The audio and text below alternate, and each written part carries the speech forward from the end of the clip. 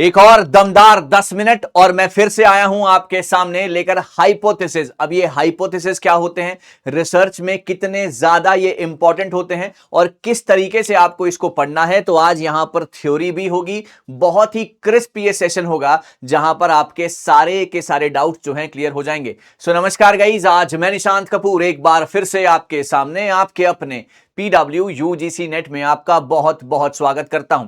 सो UGC net paper 1 दमदार 10 minute lecture number 5 all about hypothesis. Sir सबसे पहले ये टेलीग्राम का हमारा चैनल है, इसको आप जरूर ज्वाइन कर लें ताकि हमारी क्लासेस की सारी नोटिफिकेशंस आप तक पहुंचती रहें। तो अब यहां पर आपको यह बताना है या पता करना है कि हाइपोथेसिस क्या होते हैं। सर जब भी कोई एक रिसर्चर रिसर्च करने जाता है तो वहां पर वो ये ढूंढता है, अगर कोई प्रॉब्लम है तो आप उस प्रॉब्लम का सॉल्यूशन निकालने जाएंगे। अब उस सॉल्यूशन के ऊपर एक रिसर्चर की क्या अजम्पशन है, क्या उसका गेस वर्क है, क्या टेंटेटिवली वो सोच रहा है, तो वो सब का सब आपका हाइपोथेसिस कहा जाता है, जिसको हिंदी में परिकल्पना भी कहते हैं। सो हाइपोथेसिस एक अजम्पशन है, एक गेस वर्क है, क्योंकि आपके पास एक प्रॉब्लम है जिसका सॉल्यूशन जो है एक रिसर्चर को ढूंढना होता है जब वो रिसर्च करने आता है। फॉर एग्जाम्पल आजकल यंगस्टर्स में ओबेसिटी यानी कि मोटापे की प्रॉब्लम बहुत ज्यादा है और एक रिसर्चर इसके ऊपर रिसर्च करता है। अब उसको ऐसा लगता है कि रिसर्चर को ऐसा लगता है कि इस प्रॉब्लम का जो एक रीजन हो सकता है या सॉल्यूशन हो सकता है वो ये है कि वो लैक ऑफ एक्सरसाइज, जो आजकल के यंगस्टर्स हैं वो एक्सरसाइज नहीं करते, वो आउटडोर गेम्स नहीं खेलते या वो आउटडोर जाकर एक्सरसाइज नहीं करते, इस वजह से जो है वो ओबेसिटी या मोटापा जो है उनके अंदर आ रहा है। तो अब ये एक रिसर्चर का अजम्पशन है। अब इसके ऊपर आप एक जो है सेटअप बिठाएंगे, एक पूरा सर्वे करेंगे और उसके बाद जो आपका रिजल्ट आएगा वो आपका माना जाएगा कि आपकी हाइपोथेसिस एक्सेप्ट हुई है या नहीं हुई है। आई होप आपको यह बात समझ में आ गई होगी। हाइपोथेसिस एक अजम्पशन, एक गेसवर्क, एक टेंटेटिव स्टेटमेंट है जिसको हम अब टेस्ट करेंगे, है ना। प्रॉब्लम है जिसका एक सोल्यूशन है जो कि रिसर्चर के पॉइंट ऑफ व्यू से क्या है वो पता लगाएंगे विद द सर्वे, और फिर जो है हाइपोथेसिस एक्सेप्ट हुई है या नहीं हुई है उसके बारे में बात होगी। आई होप ये बात समझ में आ गई। एग्जाम्पल मैंने ओबेसिटी का, मोटापे का आपको एग्जाम्पल दे दिया। अब हम आगे बढ़ते हैं गाइस। यहां पर एक होती है आपकी नल हाइपोथेसिस, एक होती है आपकी ऑल्टरनेट हाइपोथेसिस, जिसको आप रिसर्च हाइपोथेसिस भी कहते हैं। यह सवाल बहुत ज्यादा इंपॉर्टेंट है, आपको पता होना चाहिए कि टाइप्स कितने हैं जो कि आपको पढ़ने हैं, है ना। तो यहां पर this is very very important guys. यहां पर आपकी नल हाइपोथेसिस होता है जिसके ऊपर ऑलवेज टेस्टिंग की जाती है, और उसके बाद जो है आपका ऑल्टरनेट हाइपोथेसिस होता है जिसको आप रिसर्च हाइपोथेसिस भी कहते हैं। ये बहुत ज्यादा इंपॉर्टेंट है। और फिर ऑल्टरनेट को आपने डायरेक्शनल और नॉन डायरेक्शनल में आगे डिवाइड किया है। बात समझ में आ गई, हाइपोथेसिस समझ में आ गया। टाइप्स ऑफ हाइपोथेसिस आपके सामने क्लियर हो गए होंगे, एक नल और एक ऑल्टरनेट जिसको आप रिसर्च भी कहते हैं। नल जो है ऑलवेज टेस्ट किया जाता है और उसके बाद जो है ऑल्टरनेट पे आ जाता है। डायरेक्शनल और नॉन डायरेक्शनल इसके दो पार्ट हैं। चलिए आगे बढ़ते हैं। अब यहां पर ऑल्टरनेट हाइपोथेसिस क्या है ना। ऑल्टरनेट हाइपोथेसिस होती है बेटा रिसर्चर की अजम्पशन।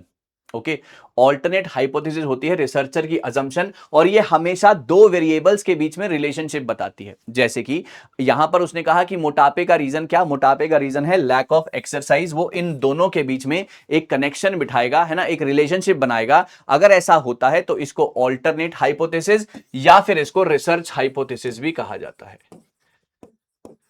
या फिर इसको रिसर्च हाइपोथेसिस भी कहा जाता है। इस बात का आपको ध्यान रखना है, ठीक है। इसी के विपरीत जो होती है बेटा वो होती है आपकी नल हाइपोथेसिस, जहां पर आपका कोई भी रिलेशन नहीं दिखाया जाता, है ना। अगर आपको लगता है कि मोटापा है और उसका रीजन लैक ऑफ एक्सरसाइज है, नल हाइपोथेसिस कहती है नहीं, इसके आपस के बीच में कोई भी रिलेशन नहीं है, no relation between two variables. और अगर कोई रिलेशन फाइंड आउट हो भी जाए, अगर कोई रिलेशन फाइंड आउट हो भी जाए तो आप बोलेंगे ये रिलेशन जो है वो बाई चांस आया है, क्योंकि नल हाइपोथेसिस कभी भी रिलेशनशिप टू वेरिएबल्स में नहीं बताती है। ओके, कभी भी नल हाइपोथेसिस रिलेशनशिप नहीं बताती है टू वेरिएबल्स में, ये ध्यान रखना। मैं एक बार रिपीट कर देता हूं सारी चीजें गाइस। हाइपोथेसिस, सबसे पहले हाइपोथेसिस क्या है, एक अजम्पशन है, एक गेसवर्क है जो कि एक रिसर्चर करता है। वो प्रॉब्लम है, उसका सोल्यूशन ढूंढने आए हैं, रिसर्चर क्या सोच रहा है वो उसको हम हाइपोथेसिस में कहते हैं। आपने पहले सोचा कि मोटापे का रीजन क्या, लैक ऑफ एक्सरसाइज, उसके बाद आपने उसके ऊपर रिसर्च की है ना, सैंपल साइज निकाला, रिसर्चिंग हुई उसके ऊपर, और फिर जब वो आपको लगा कि हाँ ये सूटेबल है, तो फिर वो आगे आपकी हाइपोथेसिस सिलेक्ट हो गई, नंबर वन। उसके बाद मैंने आपको टाइप्स पढ़ाए, दो टाइप्स पढ़ाए, एक पढ़ाया ऑल्टरनेट, एक पढ़ाया नन। नल नल हाइपोथेसिस वो होता है जो कि हमेशा टेस्ट किया जाता है, और आपका ऑल्टरनेट हाइपोथेसिस होता है जो कि उसके बाद आता है, रिसर्चर्स का पॉइंट ऑफ व्यू होता है ना। और नल हाइपोथेसिस में कोई रिलेशन नहीं होता वेरिएबल्स के बीच में, ऑल्टरनेट या फिर रिसर्च हाइपोथेसिस में हमेशा रिलेशनशिप पाया जाता है। I hope it's clear to everybody. बहुत बढ़िया गाइस। अब यहां पर ना हम कुछ सवाल पकड़ के चलते हैं, और यहां पर हम देखते हैं कि यहां in statistical hypothesis testing null and alternate hypothesis are statements about, किसके बारे में बात करेंगे, पॉपुलेशन के बारे में, सैंपल के बारे में, सैंपल स्टैटिस्टिक्स के बारे में, या sometimes population sometimes sample. Video को पॉज करके बताइएगा राइट आंसर गाइस। वीडियो को पॉज करके राइट आंसर जरूर दीजिएगा गाइस सभी लोग, शाबाश। एवरीवन क्विकली, क्या लग रहा है इसका राइट आंसर?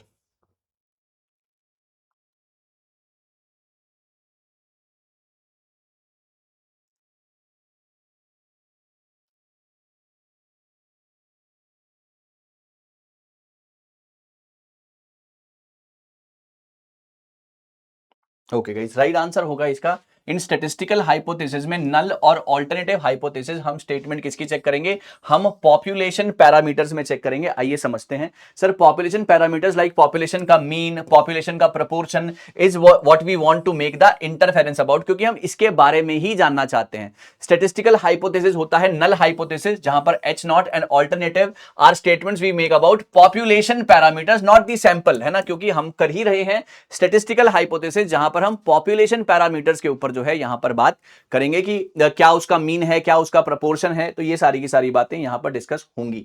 चलिए, descriptive hypothesis is formulated to describe the characteristics. अच्छा, relational hypothesis indicates the relationship between the two variables. भाई बहुत अच्छा सवाल है, कोशिश करेंगे राइट आंसर्स की, और ये आपके यूजीसी नेट का वन ऑफ द फेवरेट सवाल है।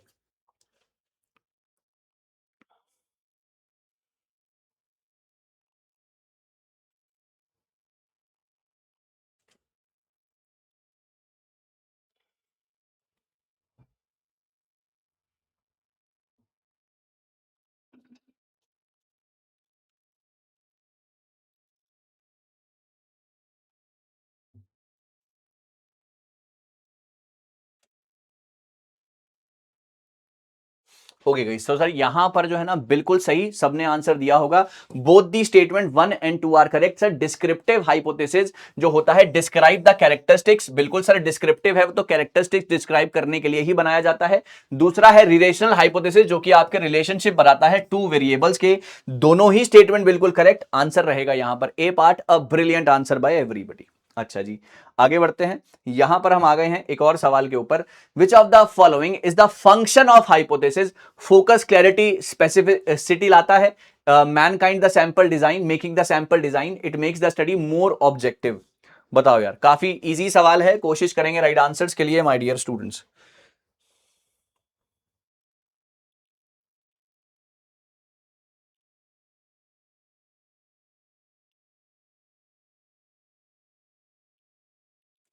Okay guys, that's very very good यार, सबके आंसर्स यहां पर आ गए। Which of the following functions of hypothesis, sir hypothesis के फंक्शन है सर फोकस लाएगा, क्लैरिटी लाएगा। अगर हाइपोथेसिस होती है तो हम अच्छे तरीके से उस पर रिसर्च करते हैं और फिर वो रिसर्च एक्सेप्टेंस के ऊपर जाती है। So this is what we are talking about. जी हाँ सर, सैंपल डिजाइन बनाते हैं हम ताकि हम अपनी हाइपोथेसिस और ज्यादा क्लैरिटी से शो करें। Sir study more objective, this is absolutely right sir, answer रहेगा इसका D part, A B and C. A brilliant answer, जिन्होंने भी दिया है कमेंट में जरूर बताइएगा, ठीक है। चलो आगे बढ़ते हैं भाई।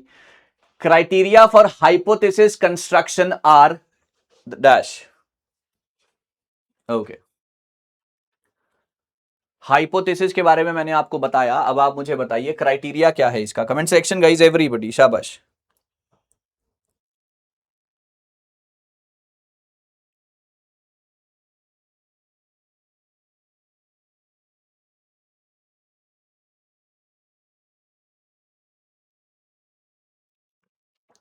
Okay guys, that's very very good sir. Answer रहेगा सी पार्ट। मैं बताता हूं कैसे sir. Describe one issue only. Sir जब वन इशू है तो मेनी इश्यूज वाला पॉइंट ही गलत हो गया सर, है ना, क्योंकि आपका हाइपोथेसिस जब आप रिसर्च कर रहे हैं तो आप किसी एक टॉपिक के ऊपर कर रहे हैं रिसर्च जिसके ऊपर कम नॉलेज है या कुछ नया आप वहां से निकालना चाहते हैं। Specify variables which relationship is to be established, बिल्कुल ठीक है sir. Specific and precise, it should be empirically testable whether it is right और रॉन्ग, ये भी बिल्कुल सही सर। आंसर रहा इसका C part, A C D and E. That is a absolute correct answer. मुझे उम्मीद है कि आप सभी को ये अच्छे तरीके से समझ में आया होगा ये चैप्टर, है ना। आप मुझे इस सवाल का जवाब कमेंट सेक्शन में देना और मुझे जरूर बताना कि आपको ये सेशन कैसा लगा। मैं कुछ नया, कुछ बेहतरीन, कुछ शानदार आगे भी लाता रहूंगा। अपना स्कोर भी बताना भाई, अपना स्कोर भी बताना और फीडबैक भी जरूर देना कि आपको ये सेशन कैसा लगा। Right, we'll be meeting again guys with some more important, with some more fantabulous sessions. तब तक के लिए आप जुड़े रहिए, कुछ नया, कुछ बेहतरीन आगे आता रहेगा। Thank you so much.